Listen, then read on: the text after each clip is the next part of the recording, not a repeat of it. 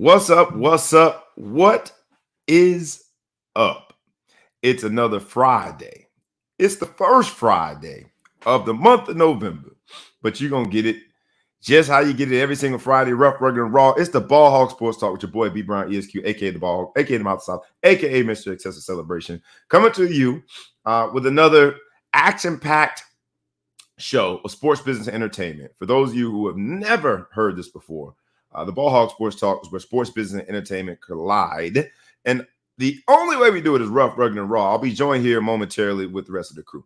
Today's episode is I Lock My Keys in My Car. And the episode title sometimes is philosophical, but this time this is as real as it gets. Yes, ladies and gentlemen, I come to you having just locked my keys in my car earlier this morning. And while I was able to shuffle and figure out how to get kids to school, in that moment, when I looked in my car and I saw my keys peeking at me, it inspired me for the title because we're going to deal with a lot of what we would consider stupidity, bad decisions, things that we might, from a judgmental standpoint, frown upon. But just like when I lock my keys in my car, and my wife was like, well, how could you do that? You know, we all live stupid. We all do it. It's very easy to lock your keys in the car. And the things that we're going to talk about today, while from a judgmental standpoint, we might look at them as stupidity, the truth of the matter is we are often guilty of the same offenses, often guilty of the same oversights. So locking the keys in the car is a very common practice. And the same thing is true with a lot of the issues that we'll deal with today. So strap on your seatbelt. I'll be joined by the crew here in a minute. It's the Ball Hog Sports Talk. Let's go. Wake up, wake up, wake up, and stay woke. Because this is the Ball Hog Sports Talk with your boy, B. Brown, ESQ, a.k.a. the Ball Hog, a.k.a. the Mouth of the South. This is the place where sports, business, and entertainment collide. And we're going to give it to you rough, rugged, and raw. So come get you a spoonful, like some grits with butter and salt. You know how we do it in the South, y'all. Make sure you do not get caught in your feelings. Strap on your seatbelt and enjoy the ride. Come on. Let's go.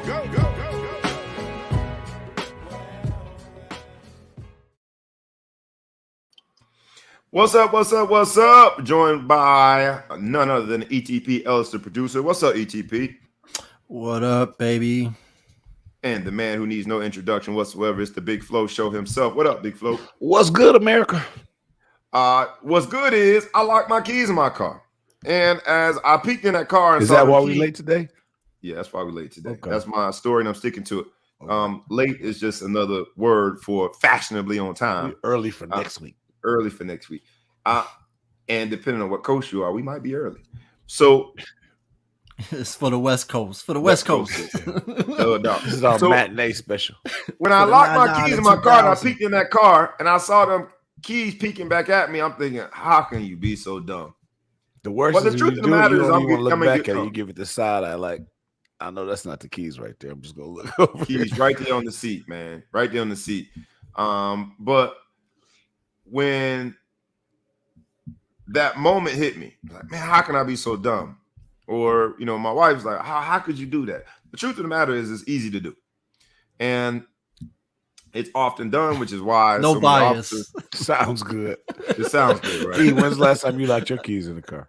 I don't even want to talk about it because it's gonna happen if we talk about it. I know you. I ain't never. I dare you to say I ain't never. That's not a stupid thing to do at all. Nah, I'm you not know what? putting These that days, energy out with in the the key fob world. and stuff, you don't have to take your key out. B got a car from the 1900s. Yes, I do. Old school. Still So I has to locked put it the from key in inside. ignition and turn it. Just get that coat hanger, baby. Yeah. Locked it from the inside. I need one of my hot boys that's known for hot wiring the car to be here today because I need to get inside my car. But I'm gonna figure it out. But the truth of the matter is, though, when I thought about how stupid it was, it's really common. And I thought that it would be a good topic for today's show because we're gonna deal with what we might judged to be stupid. And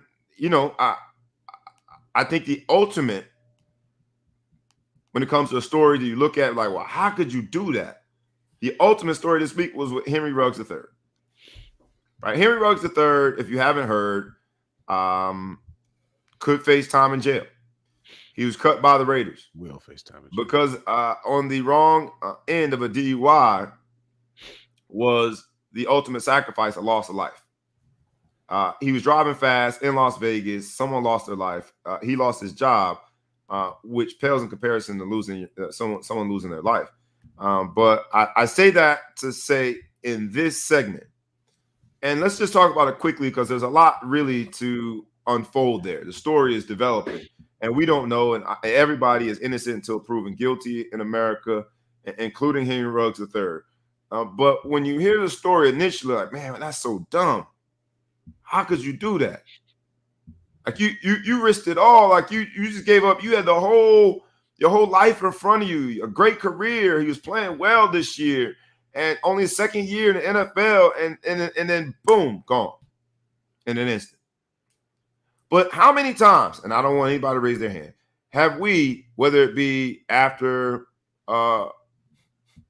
light drinks in a social setting with just hors d'oeuvres, how many times have we grabbed the keys, got in that car, and figured, man, I don't have to drive that far, I'll be fine, or not even thought that deep about it?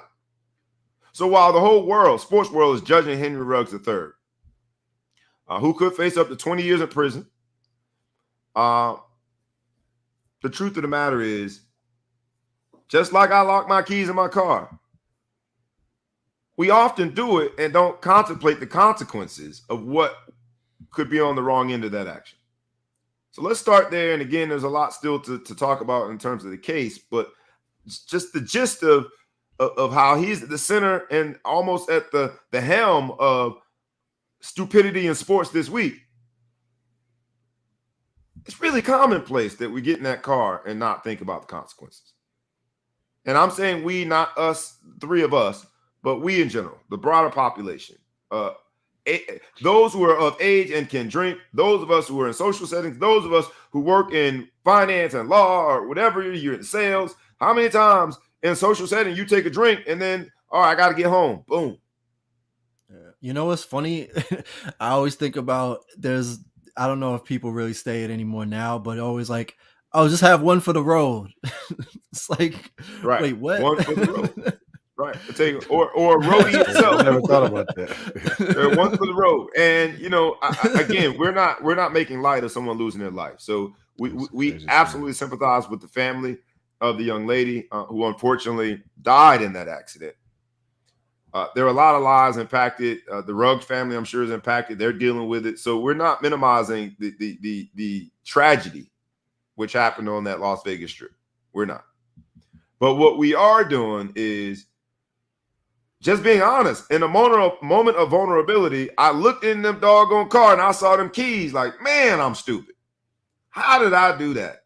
Luckily, God blessed me enough where I just hopped in another car, dropped my kids off to school. So I don't, first world problems.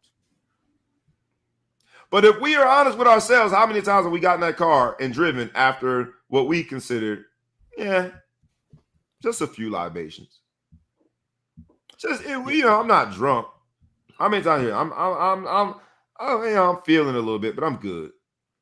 Here's what I say, man. There's everybody except for me in the world who's drank has been behind the wheel with a few drinks in them, right?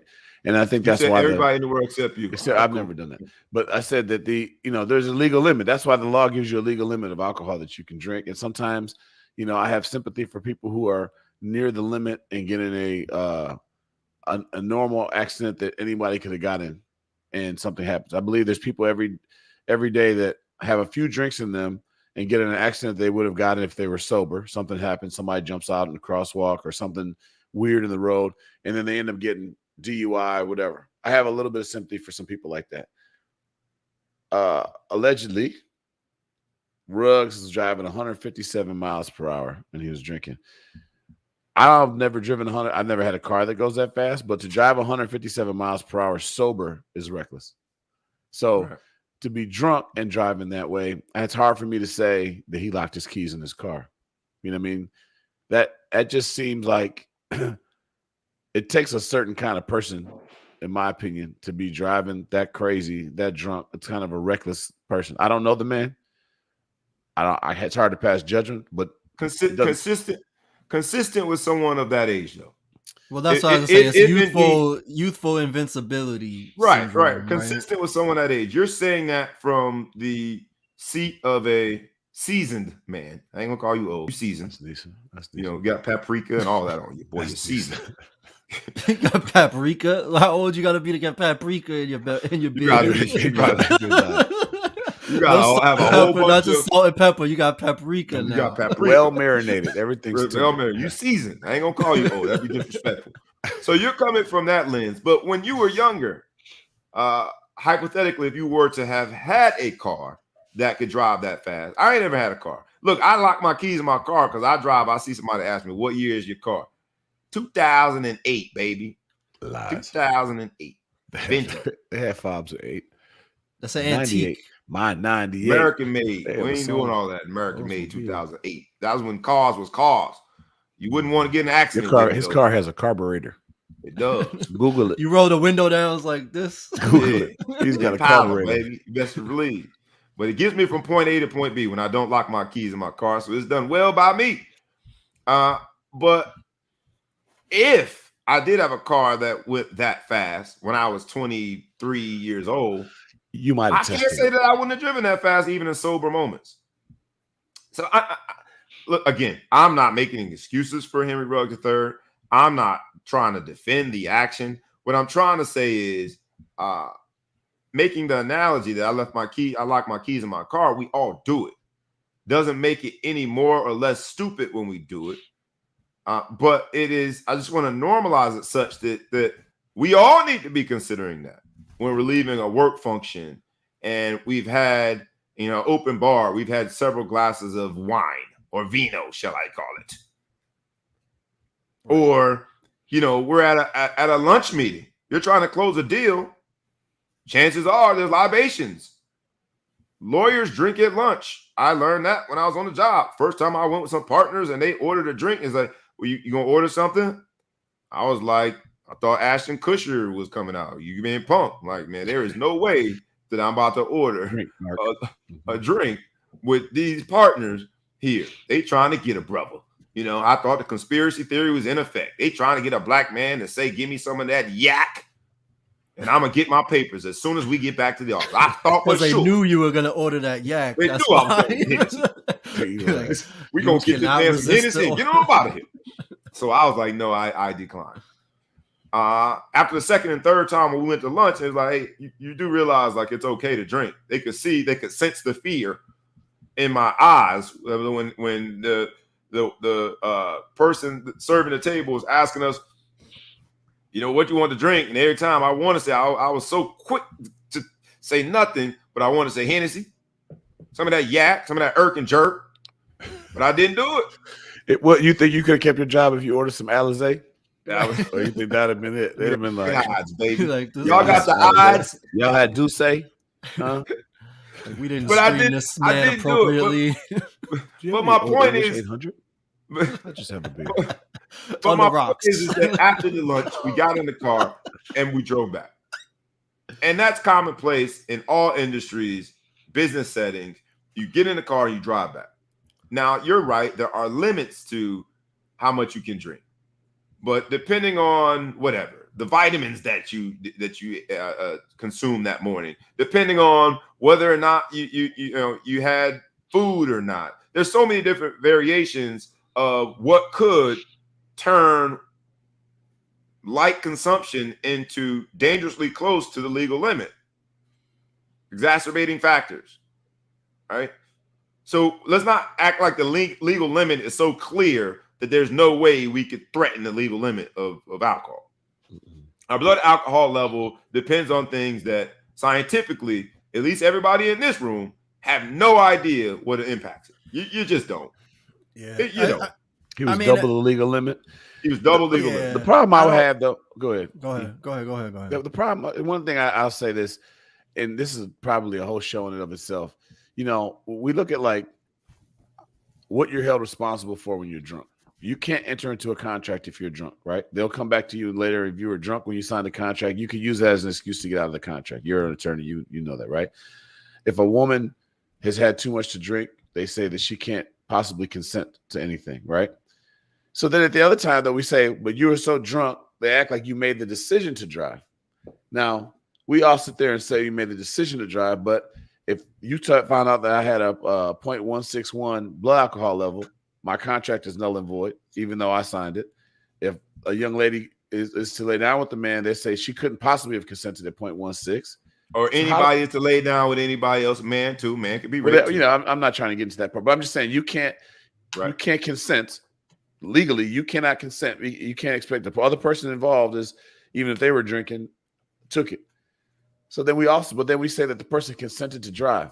So I always had a little bit of an issue with that, you know, because I just feel how are we holding him responsible when in all the other situations that drunk person is not held responsible for their actions? So it is weird that way. You now you step back and say, where was he coming from? Now, you know, I used to have a problem when I was younger when bars would get in trouble. Like, you ordered the drink, but nah, once you saw this person was drunk, you're supposed to stop the person from driving. Right. Wherever he was at, I'm sure he didn't park in the garage, probably valeted or was pulled up in front if he was at a business. I don't know if he was coming from somebody's house. I don't know the story, but he's in Vegas. I'm assuming he probably was swinging it somewhere, and he had to get someone tossed him those keys and said, let him go.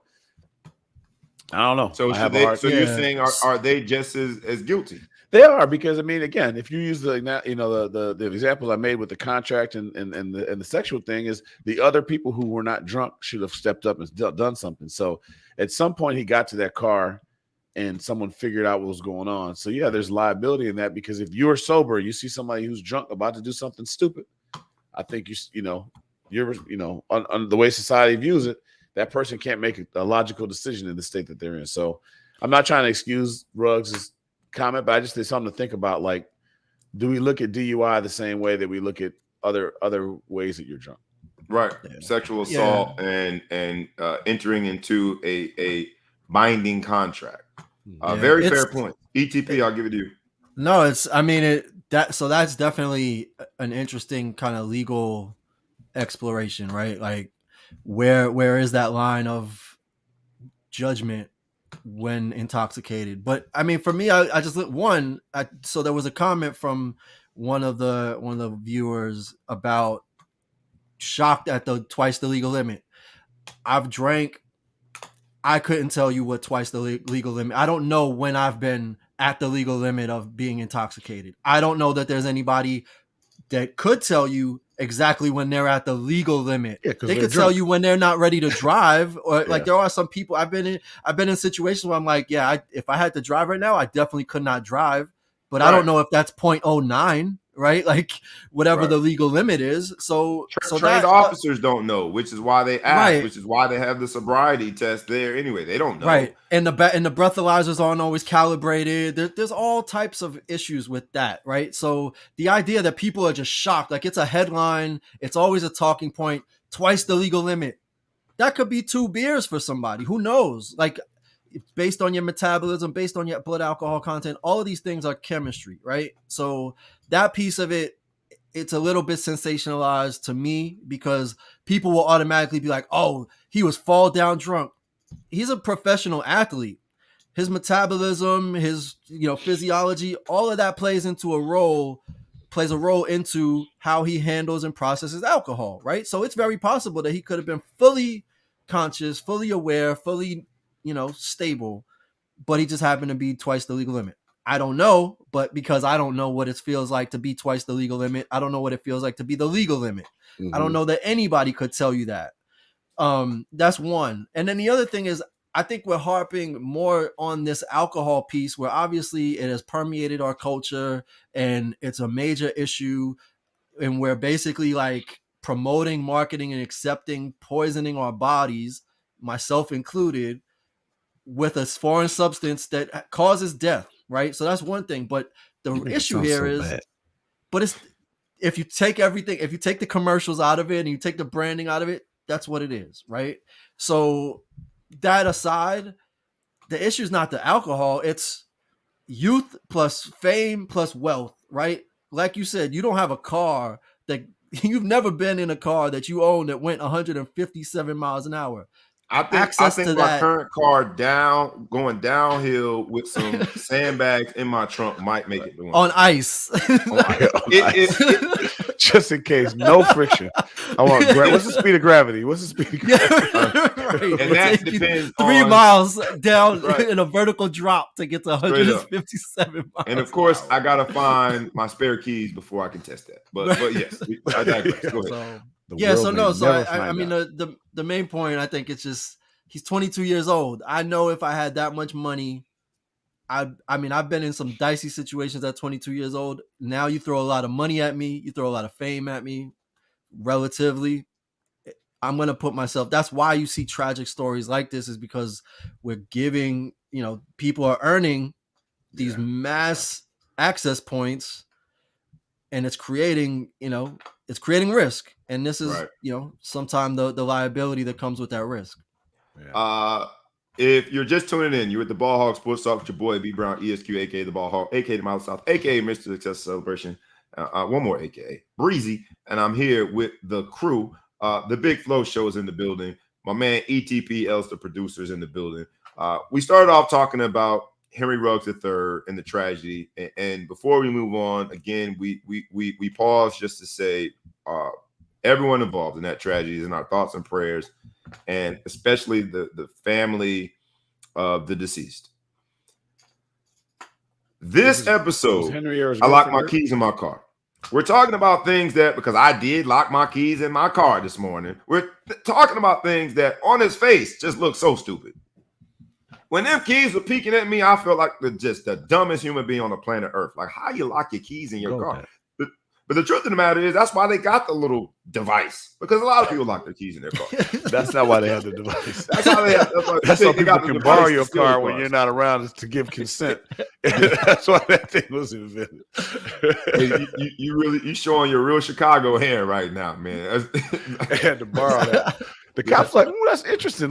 Maybe we should get some of these in case people actually lock their keys in their car. Let's get one of these Slim Jims. But that's not where the stupidity ends. And I pause here to just say, please like, please comment, please share, tag a friend, tag a foe, tag anybody that you know. We are trying to get the Ball Hog Sports Talk up and moving in everybody's living room. So please subscribe to our YouTube page and to the podcast. All right, now that I've done that, I got to talk about other stupidity, because other things that we have done. You try to twist the truth a little bit when somebody asks you a question, you answer them somewhat truthfully. Well, we saw that in the NFL, and it took a few weeks for it to come to pass, but we found out by way of Aaron Rodgers and his negative, now I guess it would be positive, COVID-19 test, that a few weeks ago when they asked him about his status relative to being vaccinated, as he defended the right of other teammates not to be vaccinated, Aaron Rodgers said, yes, I am immunized. That's what he said. He didn't say vaccinated. I think he says I identify as vaccinated. Yes. Because that's really what that's the legitimacy of his claim, because he said his girlfriend gave him natural oils and berries, and so he's immunized. What is that? Juices and berries? So he considered that to be immunized.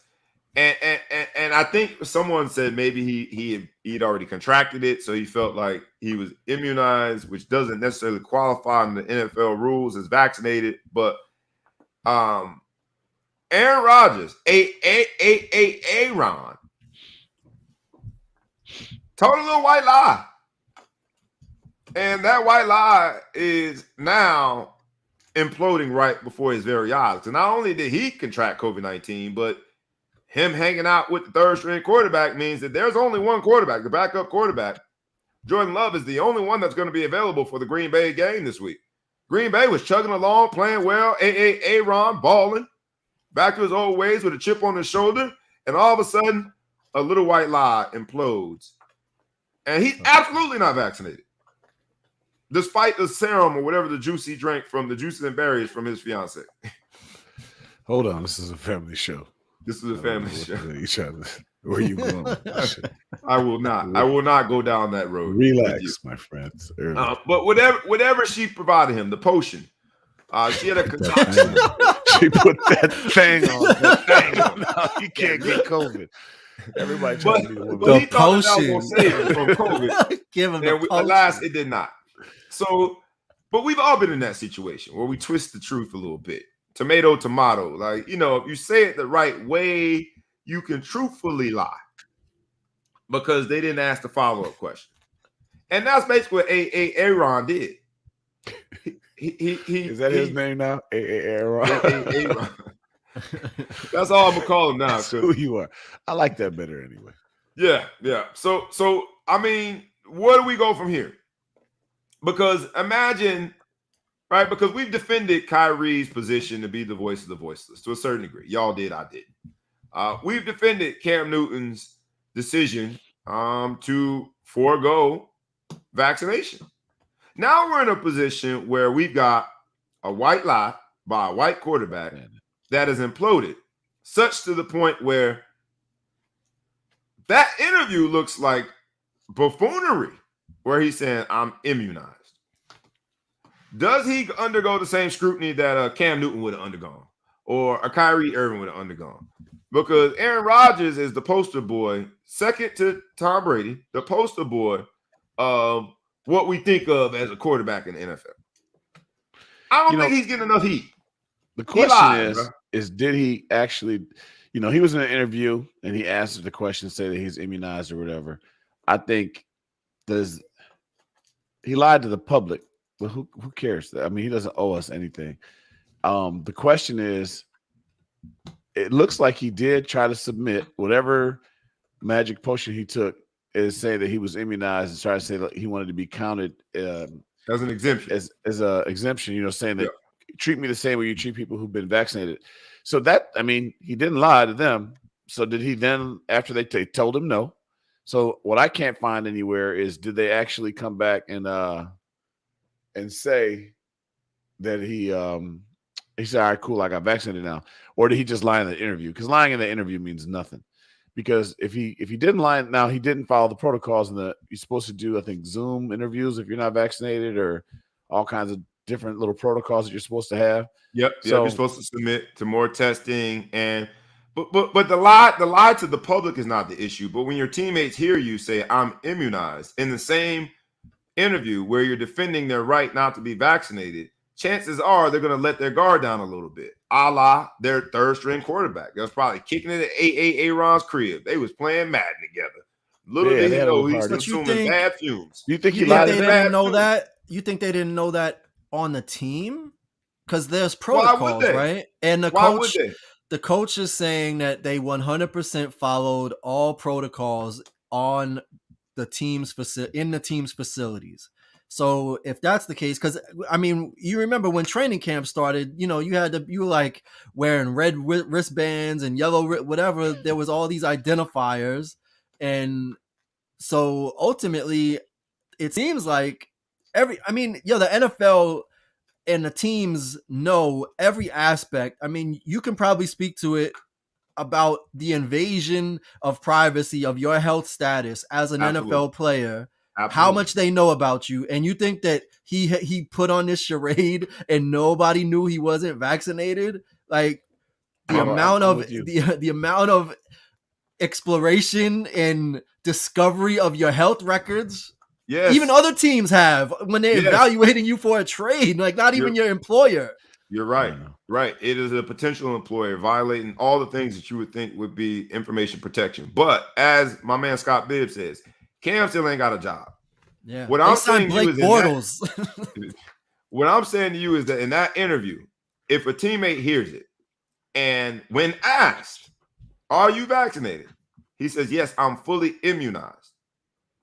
The teammate doesn't have the same access to the medical records that but they all have to operate. But E's point is, if he's operating the way that he is a non-immunized person or non-vaccinated person, you're going to notice he's wearing a mask around the facility if they actually did follow the protocols. Nope. Fair. What I'm saying to you is you could look at that as, he's being extra careful. As a teammate, if I hear an interview that you No, hold on. But he's saying, no, he's just being extra careful. But the point is, there's limitations on things that he can't do. So you're saying that he's just saying, I'm going to follow all of the unvaccinated He protocols. probably talks about he's not I vaccinated. think that Shit. this is what they are doing, because just like any other private employer has the threat of being sued over their head, the NFL and each one of these teams does have a different approach for people who are vaccinated and not. But the way that those policies are carried out, I am absolutely sure has some protections of privacy in them, and it's a one-on-one situation. The mask, yes, but again, people who are vaccinated still wear a mask. What I'm saying is, as a teammate, if I hear that interview and when posed the question, are you vaccinated? You reply, I am fully immunized. I then, as your teammate, feel as though I can let my guard down a little bit because I'm vaccinated too. We all do it. I did it to some friends. A high school friend came up to New York, came over with his wife to my house, and the first question we asked each other, you vaccinated? Yeah, I'm vaccinated. All right, we can relax a little bit. I'm not up under him breathing the same air that he breathes, but I feel a little more safe, a little more relaxed. I might take down my mask if the mask is giving me trouble saying something. I might take it down because I'm thinking, all right, you're vaccinated. Now, I didn't put him on a polygraph and ask him the question. So I don't know. He could have been lying about it. But there's a sense of honor. I don't believe Aaron lied to the team. Say again? I don't believe Aaron lied to the team. I believe they know that he thinks because he took the oils and berries that he doesn't need it. And he told them immunized. They heard him lie, and they all laughed that he just lied on TV. That's when you say he didn't lie to the team, what do you mean? The front office? I think that everybody that plays for the Green Bay Packers knows that Aaron Rodgers did not get the shot in his arm. He probably talks. You're out of your mind. How would they know that? Because he's in the locker room. He lies. You watch people lie every day. You see people all the time lie. You be like, this is lying. Right there in your face. I'm saying that his teammates had no way to know. He told them he didn't take the damn vaccine. He talks in the locker room. When you look at an NFL team, it's not a whole bunch of true friendships. He's probably got 2 or 3 real friendships. Other than that, the information is coming from the same source that you're getting it from. They hear the interview responses, and that's the nature of their relationship. I just can't envision a situation, given how many protocols and procedures had to be implemented since COVID, to segregate vaccinated and unvaccinated, especially in a sports organization where there's so many health protocols already, that there wouldn't be an understanding of, because like you said, he might not have any friends, but people are going to talk on the team and be like, yeah, that dude's not vaccinated. That dude, I just can't imagine a dynamic where nobody knew and nobody assumed that everybody assumed because he told the press. All the coaches knew. The coaches have to know. Right. And the coaches can't disclose that to anybody else. The medical staff knows, and they can't disclose that to anybody else. I think there are policies and procedures in place. They're not allowed to disclose it. They're not allowed to. They very much can. I don't, man. I disagree. I think that when you hear that interview, if I'm your teammate and that's your response, you're like, oh, okay, that's cool. That's cool. He got vaccinated. Aaron, and again, I'm not saying that he should undergo heightened scrutiny, but if you're gonna give off that level of scrutiny to a Kyrie Irving or to a Cam Newton, who, as Scott Bibb points out, still ain't got no job, then I think Aaron should be on the hot seat. So you think they should cut him? He could have said no comment. He could have said that's they should cut him. Right. He could have said cut his ass. No, they ain't gonna cut him. They probably thought about it. But he could have said that. But if he was Cam Newton, he would have got cut. If he was not Aaron Rodgers, he's not. Cam wasn't good enough to be non-immunized. Well, that's the question. If he's Colin Kaepernick, he's cut. But if you Aaron Rodgers, first ballot Hall of Fame. If Aaron Rodgers took a knee, it wouldn't be an issue. You know what I mean? We'd be all right. Be like, so the lesson here is just be great, and you could get away with murder. Oh, that's what you do. I thought the lesson was just be white and you right. All right, so it's just be great. Well, that's the only way to be great, right? So it was assumed. We are joking. Be allowed to. You can't. They don't want you to be great. Yeah. I don't know, man. I don't like it. I'm like, bro, you didn't have to lie. You could have said that's my business. You could have just rhetorically said, "Are you lying to the press?" That doesn't bother me. He ain't lying just to the press, though. That's what I'm saying. Like, I don't believe it's anybody not isolated such that it was Does anybody have one-on-one any interview. friends that play for the Green Bay Packers? If so, I don't want to talk to you ever again. But reach out to them and ask if they knew he was not vaccinated. They knew. Who people know? I don't.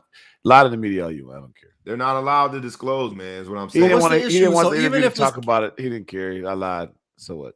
But even if his teammates are just finding out, what? So what? What's the issue? I guess. Where is the issue? Other than the fact that. Go ahead. The issue is this. I was over your crib playing Madden, dog, thinking that you were. If you were in my crib playing Madden, you know I wasn't immunized. Yeah. Because he's going to tell you if you're cool enough to come to my house and play Madden, I'm going to tell you my immunization status. The like man, you just said. The man okay, if I come to your house right now, he really thought that right now, cuckoo juice had him. I come to your house right now, and I say, you ask me, I'm immunized. Am I going to say, did you hear my press conference? No, right. I'm going to answer the question. No, I might not even ask you because I heard your press conference. Ask and answer. Stop it. Ask and answer. What I'm saying to you is, you asked him before you were playing Madden before that press conference and asked him if he's immunized. You know his status. If you're coming to my house, we're talking about the vaccination, and what kind of shot you got and all kind of. Come on, man, stop it. And the cliffhanger is he really thought that he was good. He thought he was good, but he would say, which is why I tell you, man, I don't need that stupid shot. My girl she put that thing on me, and now I don't. You know what I'm saying? I can't get nothing. Dogs are scared of me. I can't get the. I don't know, man. I can't get that shit. I wonder if he's sick. That's why I wonder if he's sick or if he's just got it. And he feel like the berries protected him. Protected by juices and berries. You mentioned a person who also played quarterback that was under scrutiny. The name of Colin Kaepernick. Shout out to Colin Kaepernick. This week is his birthday week. We got a birthday boys section. Let's talk about the birthday boys. The first one is Colin Kaepernick. You guys have either one of you seen the Netflix special Black and White? What's it called? Colin in Black and White. Colin in Black and White. Have either one of you seen 2 episodes of it? It's good. How do you like it so far? Thumbs up, thumbs down. Give me a quick summation before we move on. Thumbs up. What do you like just for my 2 episodes in, I'll let you take most of this because he's seen the whole thing. I think it really helps you explain who he is as a person. I think it's good for him, good kind of PR for him. People are going to have scrutiny of some of the things that he says, but I think understanding why he is who he is, and it didn't just start the year that he took a knee. This is something that a long, long, long time in the making. So I'm enjoying the show. I probably got to watch it. ETP, what do you think about it before we move on? Yeah, I think it's good. It's a good, like you said, it kind of gives you the prequel to what Colin Kaepernick and where Colin Kaepernick is now, and just the experiences he's had with, racial identity as well as racism, and being like all that mixed with being an athlete and being an elite athlete.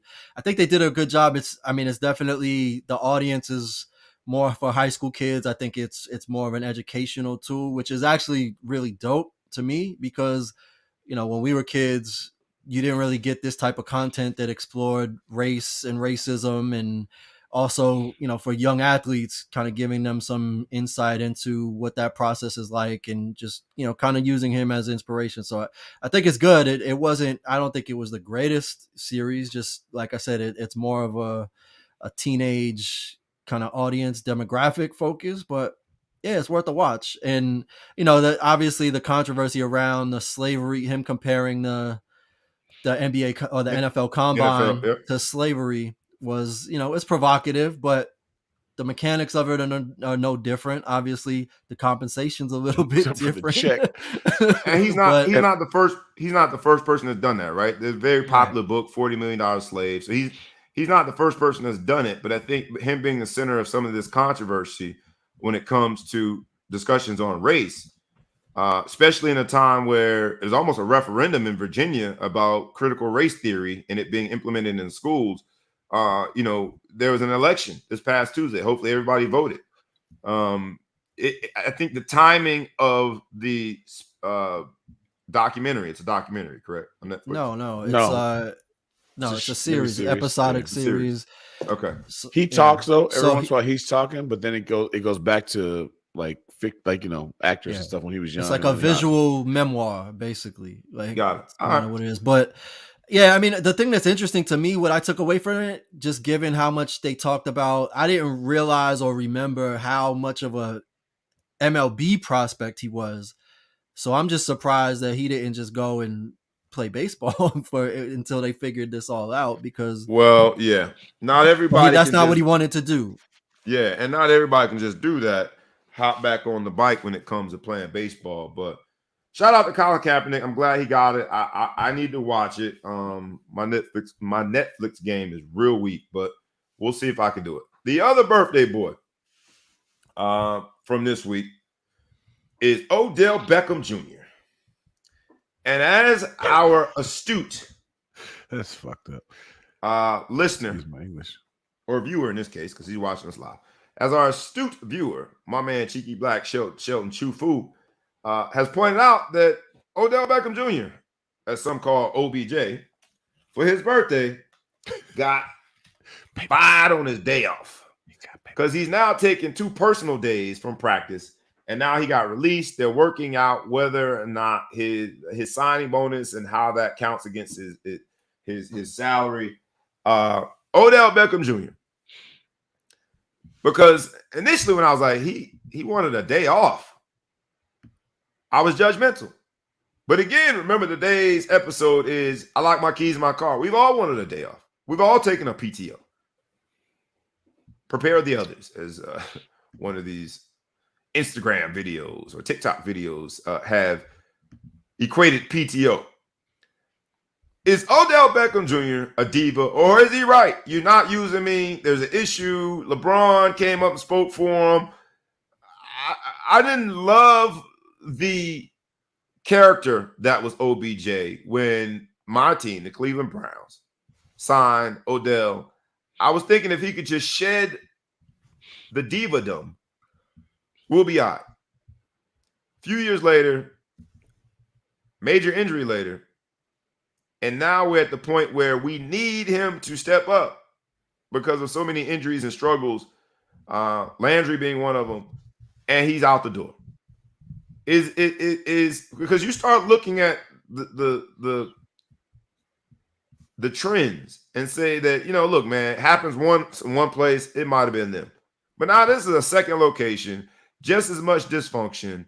This is not the way it was supposed to go. What happens to Odell Beckham from here?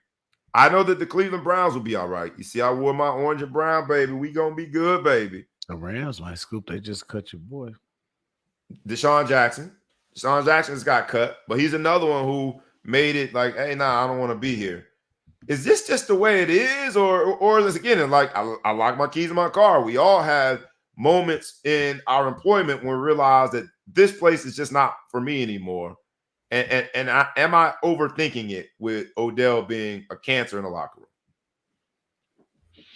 I think the through history, most of y'all receivers are cancer. If you really Watch it. Mostly, but you know what? He didn't invent being a diva. I think he's way less of a distraction now than he was when he was in New York with some of the stuff that was going on with him in New York. He just wants the football now. How old is he now? Odell. That's a good question. Let's call him. He's not 30 yet. 29. No, 29. He got a lot of legs left in him. He's gonna play a long time. He's got 5-6 more years at least. Someone's gonna pick him up. He's gonna do well. He'll be all right. I think if he goes to New England don't Super Bowl? Is that what you're gonna say? Super Bowl? No, I would say they'll fix him, but they're not the New England of the past. I think a lot of people, when they were so Super Bowl bound, they went to New England and they just acted right because they had so much to gain. Now that you're not going to win the Super Bowl, now you just have a dickhead coach. Yeah, nobody wants to do with that. You know what I mean? Yeah. All the allure, right? As long as you're winning, like again, as long as you can be great, you can. But I'm saying, what's New England? What's their record right now? 4-4. Yeah, so no one's going to put up with all that crap for 4-4. Right. But if he can go someplace where he can play, if Aaron could get his shots, he go down there and mess with Green Bay. Yeah. At this point, he's probably not going to get the shots. He already had it. He already had the. He's good for the rest of the season. He had the antibodies now, right? Right. Now he's immunized. Fully immunized. But is Beckham? Is he really? I know he's always been a character, but has he been a quote unquote cancer in the locker room? It's like he's always done. He's been a spectacle. Like he's always been a spectacle up until now. It seems like he's just been a spectacle, but I never really got the sense that it was like relationship contaminating issues with the Eli locker room on his way out. He's Yeah. now got He used to relationship get mad and beat issues. stuff up on the sideline and Yeah, tear like stuff you know, up there. he punched the kicking net and got hit in the face. Yeah, but with is that contaminating the locker room? I mean, how does it not? Because on you know, Monday after the game, when every sports show is talking about it, it's a distraction. I mean, let's not say cancerous. Let's just say a distraction. Distraction's probably better. A distraction. Yeah. Right? Because definitely a distraction. Yeah. Is he destroying the locker room? Maybe not. Baker Mayfield now is talking about this. He's like, I didn't know he's upset. Like, it's a distraction. Yeah. In a hotly contested division, we're talking about this versus football. Now, do you believe Baker Mayfield when he says that he didn't know he was upset? That's like the weirdest answer. I think Baker marches to a beat of his own drum. You mad, bro? I think he spends a lot of time in his own universe. I do think that. I think Baker, if anyone was clueless, Baker would be the one. Mm-hmm. So he's big mad. They cut him and he didn't say anything. So you're saying Odell never said anything during the games or practice? He just was cool. He did maybe Baker. He called his dad. Dad, hey, I'm gonna need you to. The fact he don't dap you up no more. He rolls his eyes at you every time he sees you. He just didn't pick up on the clues. So here's the statement. LeBron knew, but Baker Mayfield didn't know. Baker did. But here's the statement. It says, after careful consideration, internal discussions, and conversation with Odell and his representative and his representation, we've determined that it is in the best interest of all parties involved that Odell no longer play for the Cleveland Browns. And that is the definition of not only getting fired on your day off, but getting fired on your birthday. Happy birthday, Odell. You're not supposed to get, there should be a law against getting fired on your birthday. The law is if you don't go to work, eventually they're going to tell you, nah. Do that the day before or the day after your birthday. Though. On your birthday, that's just a bad memory. Well, hey man, when's Ben Simmons' birthday? Because that might be what he wants for his birthday. He's coming next. Up next, Ben Simmons trying to get fired. Other people on the move in this week, quick NFL recap. Von Miller is on his way out, and he was upset. The media broke it to him that he was being traded. But he had what I would call a Halloween bash, a 6-figure Halloween party on his way out. If you're going to lead, that's the way you lead. That's a mic drop. The rumors are that it was a party of all parties. And some speculate that led to the Denver Broncos saying, we got to get rid of this super spreader. In this COVID-19 world, we got a dude doing a party of straight up bash. Like, ain't no big thing. Vaccinated? I don't know. But everybody had on a mask. It was just the wrong kind of mask, not the ones that protect you. They were a Halloween mask. Von Miller on his way out. I think he got something left in his tank. Calvin Ridley took a leave of absence. I just think that in this generation, man, it's a very interesting way that guys leave their current employment situation. And again, I'm in the AAU world, and I see how quickly people change teams. But it's just a little weird how guys are just not what I would think living up to the obligations of being a professional athlete. And again, I sound old saying it, but if you're getting paid all the millions of dollars to just go show up and play a sport that you love, I ain't saying you gotta love everybody there. You could straight up hate people, but I just find it a little immature that you can't fill your obligations under those circumstances. At the risk of sounding like, again, an ancient man, I find it a little immature that you cannot fill your obligations when you're living a dream and getting paid handsomely to do so. Yeah, but then you have the flip side of people that can't handle the pressure, right? Because it's not just the game, right? It's the business, and there's all these other elements to it. And is that a Ben Simmons reference? It could be Ben Simmons. It could be Henry Ruggs. Like, it could be anybody, right? Like, we don't know the pressures and how people process that pressure.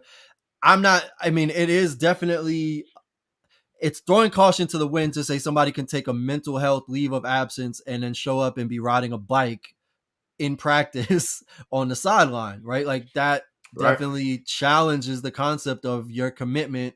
So people taking leave of absence for mental health, but at the same time, we've seen the flip side of it where people maybe should have taken mental health sabbaticals or hiatus so that they Right. didn't cause problems for themselves in their lives or other people. It, but to your point, there's a commitment, and so you have to have gone through the gauntlet to get to this point of being a professional athlete to think that now all of a sudden you can't handle the pressure, because Right. most of these people have been celebrities and they've been the center of attention for 5-10 years before they even got a paycheck officially from a major sports league. So And look, we the three of us are blessed with the title of dad. The truth of the matter is, even parenting gets to the point where like our obligations seem extreme sometimes. I'm done with this. But the person that walks out on that obligation is still a deadbeat dad. And I guess that's what I'm looking at these athletes. I'm like, it's immature, it's selfish, it reeks of spoiled, entitled. And I know that makes me sound like an old man. I don't side with those who try to defend these actions like, well, I mean, players, are people too. Yeah, and duh. Players should have their own leverage. I'm just not riding with it. Just like I wouldn't ride with any dad, despite the circumstances, no matter how challenging the relationship and with the significant other, with that child's mother might be, no matter what your employment status is, no matter how far you got to drive or get on a plane and fly. I'm not siding with you if you're not living up to the demands and the obligations of being a dad. I'm gonna call you a deadbeat dad. And a lot of these athletes, when I look at it, they seem like deadbeat athletes. You're living a dream. And I don't think someone paying you millions of dollars means that you don't have a voice and you don't have an opinion, but it also means you have obligations. And just fulfill your obligations. That's it. That's it. yeah, I mean, I wouldn't, the analogy to being a father, there's no contract. Like I'm looking at it just objectively. Like there's a contractual obligation here, Fair. right? But you would say there's a moral contract to being a dad? No. What I'm saying is you can be subjective about what it means to fulfill obligations as a father. You can't True. be subjective about what your contractual requirements are in performing a job, right? Like, But so isn't that's that exactly what these young athletes are doing? Because what they're saying is, especially with football, the contract isn't worth the paper that it's written on. So right. if you, front office, owner, GM, fill in the blank with any team, right, can poo-poo on the contract at any time, then I can Right. too. And Exactly. and to me, I'm just I don't necessarily, I think that's going too far. Because if you set yourself up habitually to shun the responsibility, then you'll never be, in my humble opinion, a positive influencer on the community around you. You got to step up and do what you're obligated to do. Right. In this case, it happens to be a sports contract. Right. Big Flo, I'll give you last word before we move on. Go ahead. Yeah, I mean, at the end of the day, if you don't want to go play the sport that they're paying you the money for, then they just shouldn't pay you the money. And if that's okay with you, then that's fine. But I mean, it's hard with the mental health thing, with the mental health portion, since it's a hard thing to prove. Ben Simmons says he doesn't want to be subjected to evaluations for his mental health or whatever. I just feel like you should be fully compliant at the end of the day. Like, if your shoulder is hurt, you're going to go to the doctor. You're going to let their doctors check you out and tell you if you can play, right? Or if it's just pain. If your knee hurts, same type of thing. The doctors will let you know when you're ready to play. Sometimes there's going to be a little bit of a gray area and argument when guys are coming back. Maybe the doctors say he should be ready, but he doesn't feel ready yet. And then we criticize him for that. So if Ben Simmons doesn't want to play, he says he's got mental health issues, but then he won't be subjected to the mental health test, then he shouldn't get paid. I mean, it's just simple. And that might be okay with him. You know what I mean? At the end of the day, like, he's got a lot of money already. Do what you have to do. You don't have to do anything, but like, they shouldn't have to pay you $40 million, however many millions of dollars, if you're not willing to do everything that they ask you to do to find out. I don't think anything's unreasonable about asking somebody to talk to a mental health professional, but he don't want to do it because he doesn't want to prove this he's fine. Selfish is not in the book. Mental, you know what I mean? That's not covered in the collective bargaining agreement. Yeah. So I don't know. I don't have any sympathy for him. Get rid of him. Can't shoot anyway. Before we hop in, I'll shoot a jumper. Put me in there for $20 million. I'll shoot every time I get the rock. I'll put whatever. I've seen you shoot a jumper, and I'm just gonna go out on the limb and say no one's gonna pay you $20 million to shoot a jumper, brother. You know, you might get a dub. Why would you say so hurtful words in front of E? You might get $20. I mean, I'll take a dub for it. Give me $20 to shoot. Jokes on you. Look, jokes on you. And then you could go get an NIL deal. Is that a contract? Hey, look. We joke about it on record. But that simple exchange shows that we are sensible enough to know that whatever I get paid to shoot a jump shot, I'm gonna take it. This dude getting $40 million. What else you got to do, B? I mean, I don't like you guys that much. I come here every Friday for free. Yeah. I don't particularly care for y'all. You know what I'm saying? I'm not mentally ready to continue. This like, you don't have to pay me much money to play with people, even if I hate everybody. I can hate just that. They could probably yell racial slurs at me from the stands for $40 million. I'll probably get over it. I'll tell you, I'll get over it. I'll put stuff in my ear. The problem is when you got $40 million last year. And now when you already got $40 million. You already got $40 million, you don't feel like it changes your attitude. I don't know if we want we start talking about this this owner and yes, for the Suns. I mean, he's got a lot of money and he's verbally abusive to people because you give people money and earn whatever. I know give is a tough word to use, but people start having a lot of money. They just start not caring, man. Your give a shit factor starts to go lower and lower. We look at the Ruggs thing. You give a young person a lot of money to validate every urge he or she wants. You know, sometimes they make bad decisions like face tattoos and stuff like that. You know what I mean? Because I got paper. Look at all the young rappers and some of the decisions that they make. They got money and they're young. They don't care. Gold everywhere, diamonds. It doesn't matter. I got so much money. So money is a very big corrupter. And I just think it makes people lose sense of reality. Right. $40 million to the three of us is life-changing. I'm retired, never going to work another day in my life. This dude is like, man, I'm worth 50. I don't want to hear it. If they want me, they got to pay $50 million. I'm working for free. And he really believes it too. Not like, you know what I'm saying? Like they really believe that shit at some point. You start to get that way. So that's where the Maverick Carter thing for me, like this Ben Simmons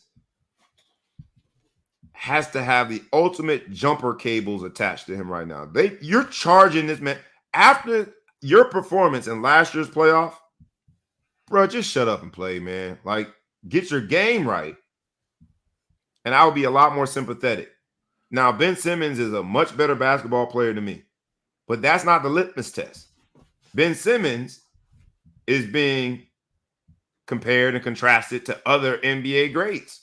He was considered to be a supermax deal type player.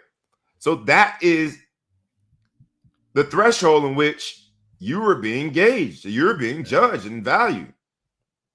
Dwight Howard hit a three-pointer. I think Maverick Carter, I think his representation is doing him a disservice. And we've said that here before. It's not Maverick. It's Rich Paul, not Maverick. I'm sorry. I'm sorry. Rich Paul. I'm sorry about that. Maverick Carter. My bad. Put some spec on your name. Rich Paul, not Maverick Carter. That was a Freudian slip. Sorry about that. But Rich Paul, it just doesn't seem as though he's getting good representation.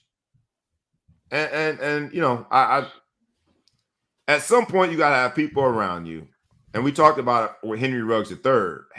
Don't have yes men around you unless you just get the keys and drive. Have somebody around you to make a sensible decision. And right. But I don't think Ben Simmons has that. The owner that you were talking about, the Phoenix Suns owner, you alluded to it, Robert Sarver. Let's talk about him. First of all, they go by the name owner. So if you did want to make the analogy about slaves, it offers that. But this owner was guilty of both misogynistic and racist language and behavior. This owner basically said, why does Draymond Green get to run up the court and say the N-word and I can't? And in this episode of Rich, because somebody's liable because somebody gonna get in that ass. That's why. Well, he asked it like, wait a minute, can handle his. If he can use the N-word, why can't I? And in this episode, I locked my keys in my car. We started off by saying, look, man, yes, it was stupid. When I looked in that car and saw my keys peeking at me, it was stupid. And I was afraid to tell everybody, like, man, I can't believe I left my keys in my car. Because I felt like they were going to judge me. But then I'm like, you know what? I can boldly be stupid because we all have done it. We all have done something like locked our keys in our car. And the same thing I say with Robert Sarver, with his owner. When I look at his comments, I'm thinking, how many times have we heard that in just the normal community interaction when people say, oh, if you can use the N-word, I can use it. I was guilty of, and I wasn't proud of it, but we got to get the Pop Warner patches sewed on my new jerseys. And I was about to text an entire group thread of parents and say, do any of you moms know how to sew? That's so misogynistic. Not do any parents know how to sew. Not do it, it was the moms. Because in my mind, I was stuck in 1984 where only the women knew how to sew. I'm glad I didn't send the text. But the point is that how extreme is this Robert Sarver behavior?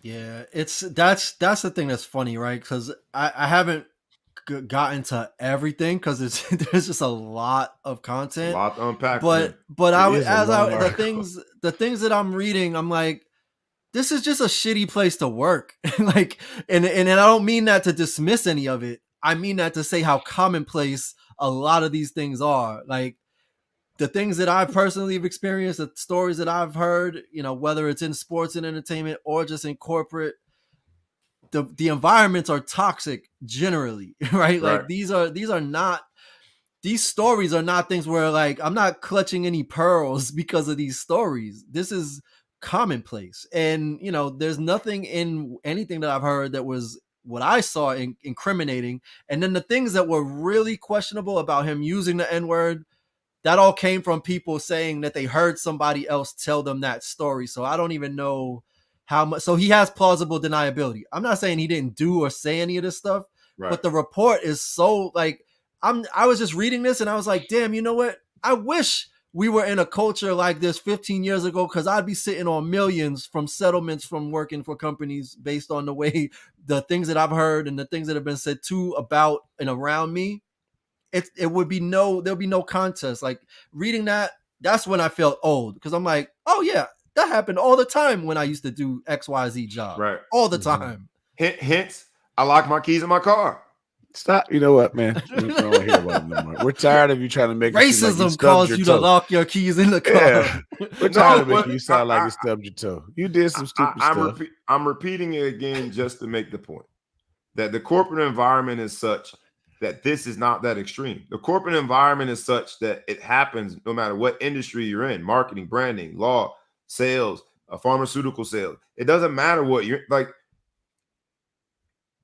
The story has been sensationalized. Like, I can't believe this owner did that. But the truth of the matter is that this happens. This is the culture that has persisted forever.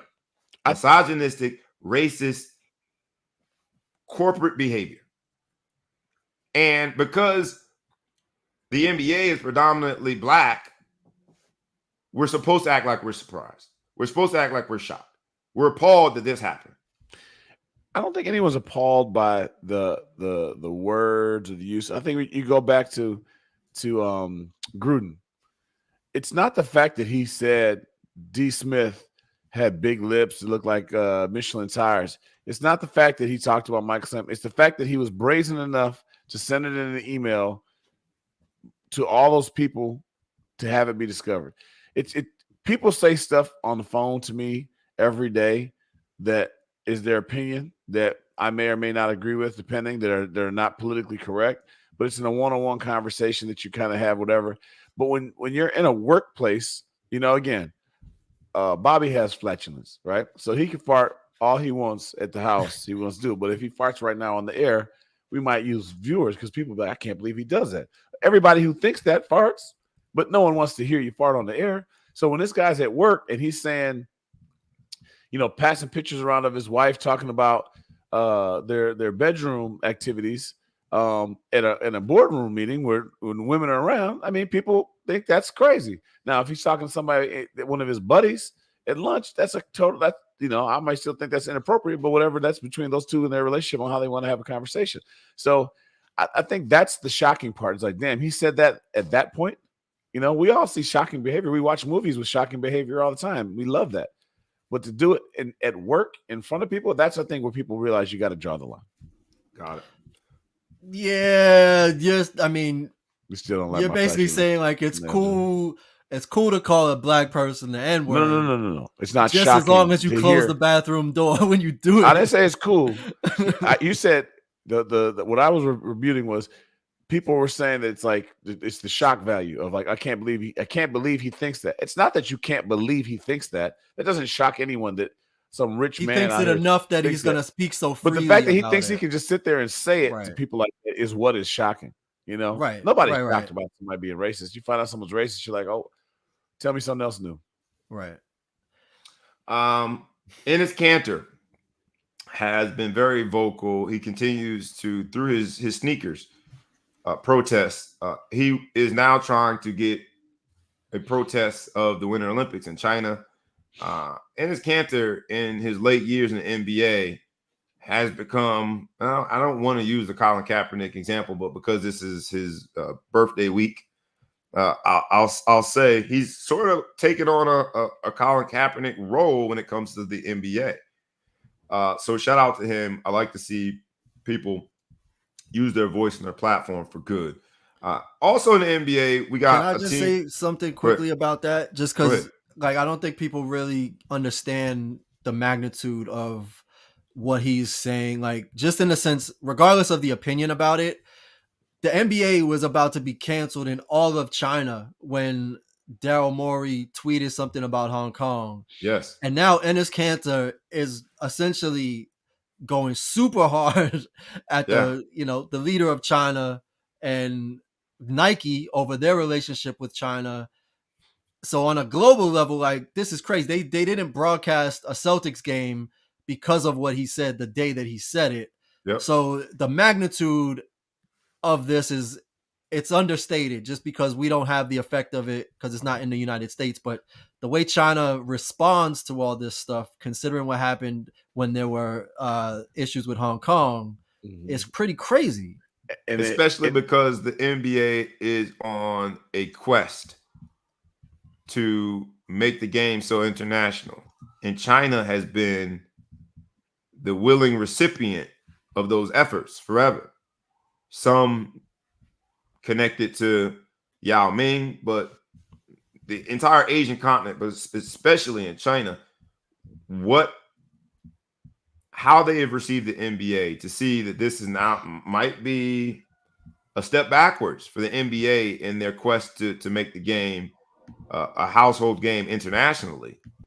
We'll see how it plays out, but I think the further your voice, when that happened, even LeBron, Mr. Speak Your Mind, LeBron was telling people to shut up.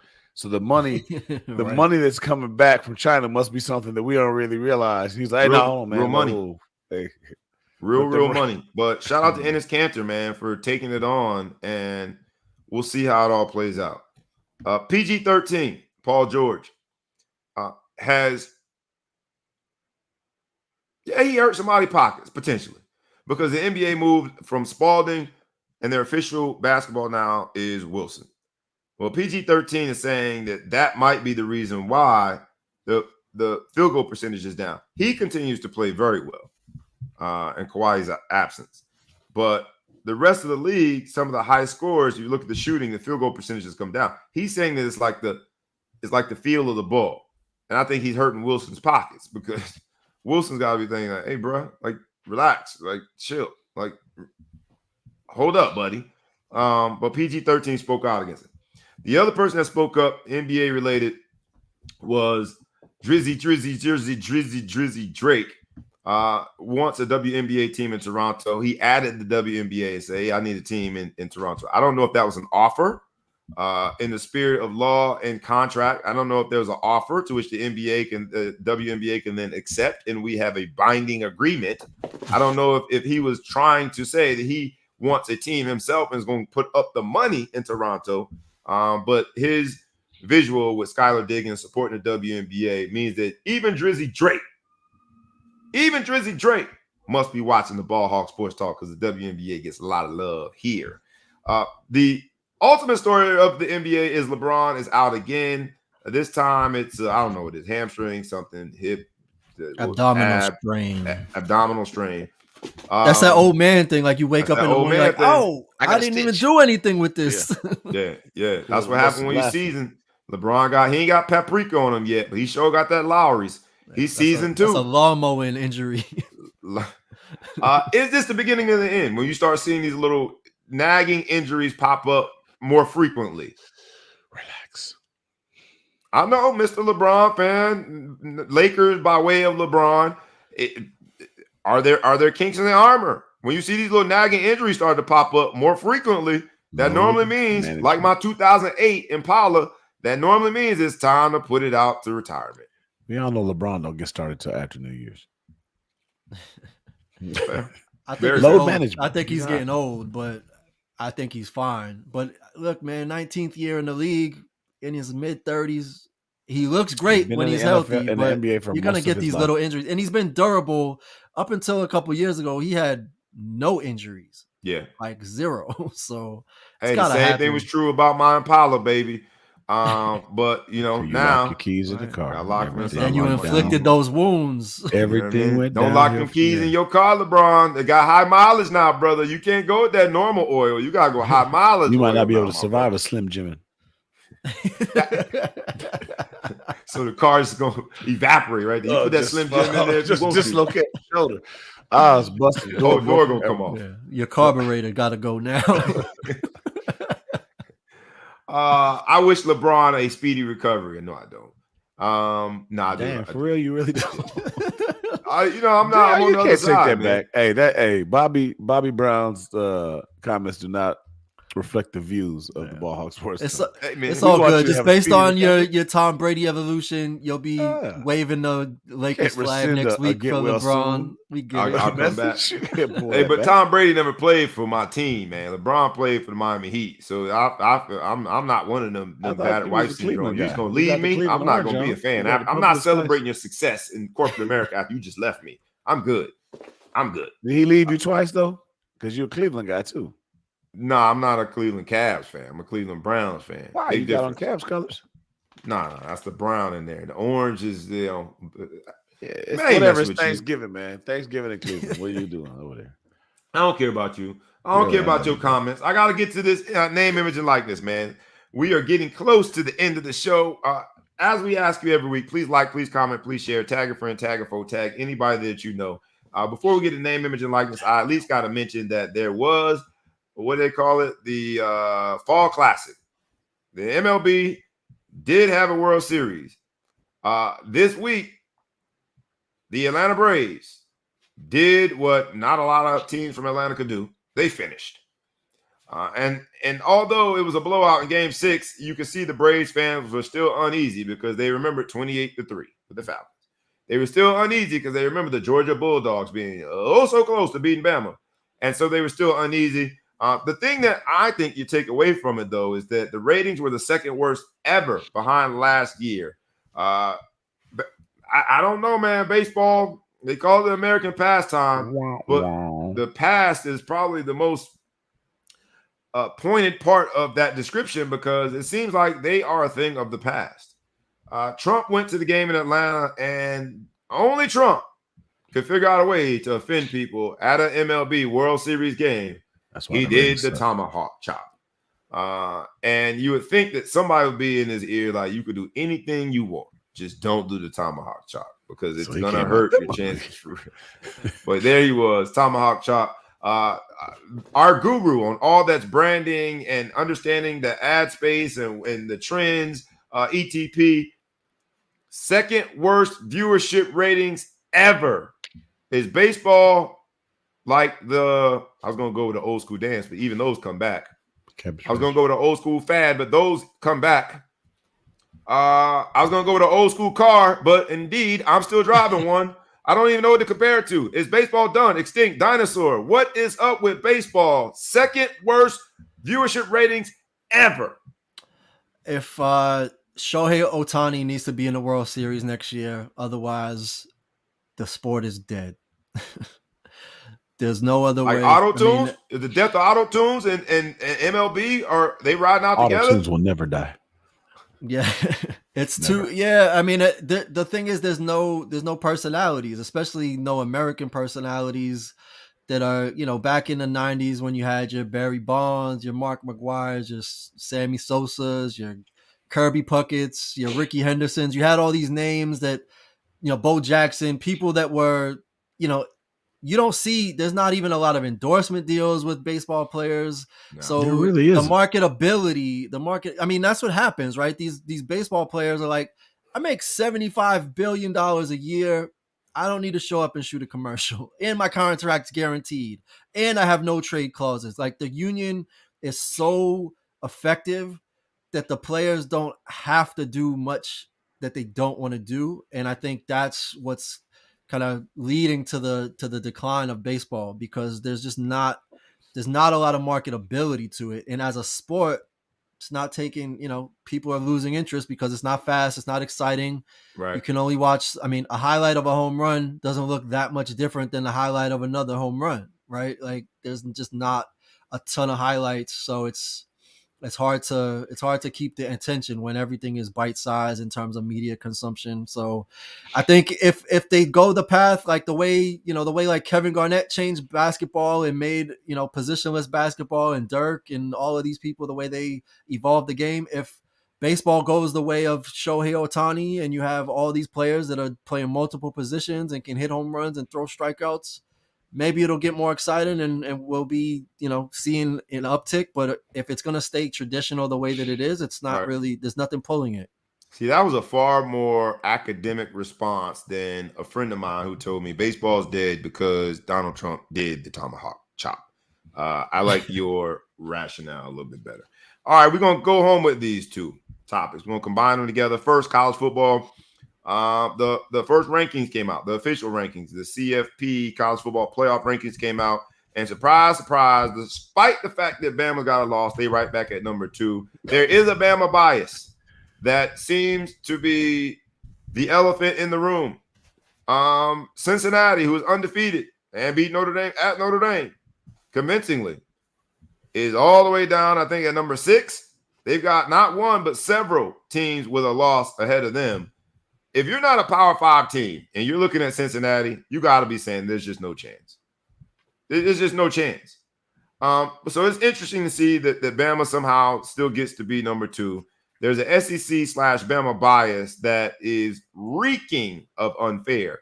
We'll see how it plays out. The first iteration of the rankings means absolutely nothing. All it does is allow us to have a conversation. But somebody, somewhere, a mature person has to do better with looking at. I think Cincinnati has passed the eye test. They've done everything you've asked them to do, and won convincingly. Yet the powers that be don't think so. The other thing I want to get to before we get out of here is name, image, and likeness. Kofi Cockburn will be suspended for 3 games because of a deal he took in June, which was pre-legislation change on July 1st. They didn't grandfather him in. They are suspending him for 3 games. Oklahoma State is banned from postseason games for one of their infractions, and Kentucky basketball is into the other world, the crypto world. So any name, image, and likeness stories that stick out before we go home, ETP?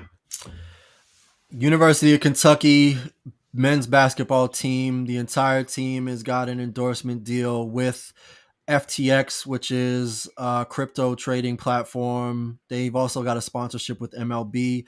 What is interesting about this one to me is not just that they're getting paid, because everybody's getting paid in NIL, but that if this is true, I think it's great that FTX is talking about education and training for all the players to understand crypto trading and cryptocurrency. So as far as like creating their own NFTs and other things to help them get into alternative investing as a college kid, like that's worth a college education. And to think that they're getting that as an endorsement deal is exciting. I don't know how much of it is lip service, but if it's true, then it's I think it's that's a really good NIL deal in Are they getting terms paid of in adding Bitcoin? value.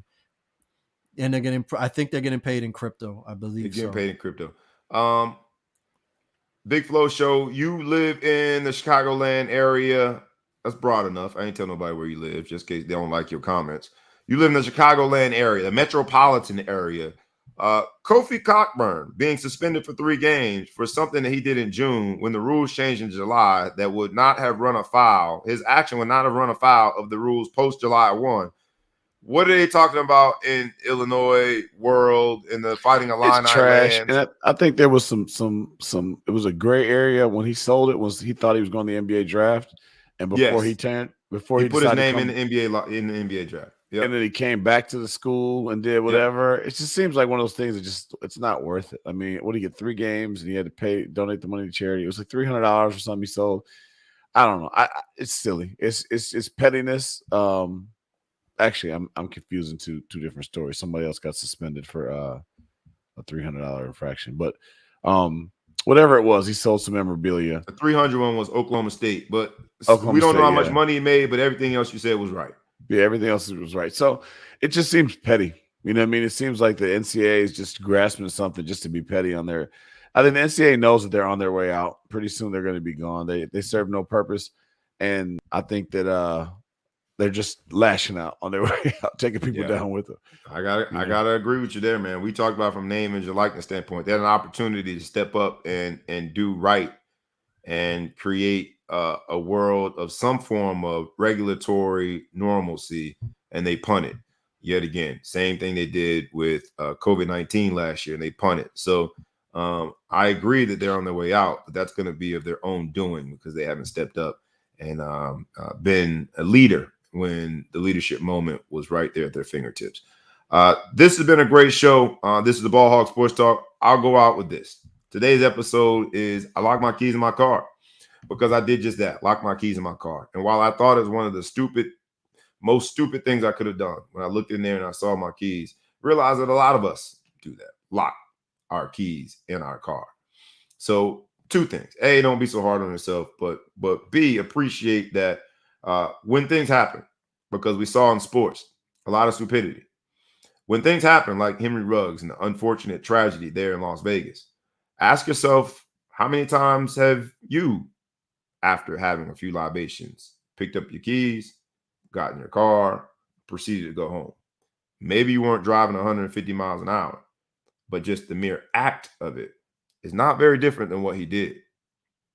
When you look at the story of Robert Sarver, the owner of the Phoenix Suns, and all of these racist and misogynistic words and actions, again, I lock my keys in my car, meaning that we've all either seen it, been a part of it, been guilty of it. You have to start asking yourself, what can I do better before we judge others? Because that level of air quote stupidity, like locking my keys in my car, is something that is really common. Robert Sarver and his misogynistic and racist ways and words, I'm not accepting it. What I'm saying is, and not accepting it. And Henry Ruggs, someone died there. So I'm not accepting it. It's just a simple mistake. Someone lost their life. What I'm saying is that we all are susceptible to these things. So in order to judge, make sure that we judge ourselves so we all do better. And with that, it has been the Ball Hog Sports Talk with your boy, B. Brown ESQ, a.k.a. the Ball Hog, a.k.a. the Mouth of South, a.k.a. Mr. Excessive Celebration, a.k.a. Breezy. This has been a great show. It's the Ball Hog Sports Talk, where sports, business, and entertainment collide. We only do it one way, rough, rugged, and raw. Thank you for joining us. Please like, please comment, please share, please subscribe. Tell a friend, tell a foe, tell anybody that you know. And again, subscribe in the podcast world or on the YouTube channel. And with that, we is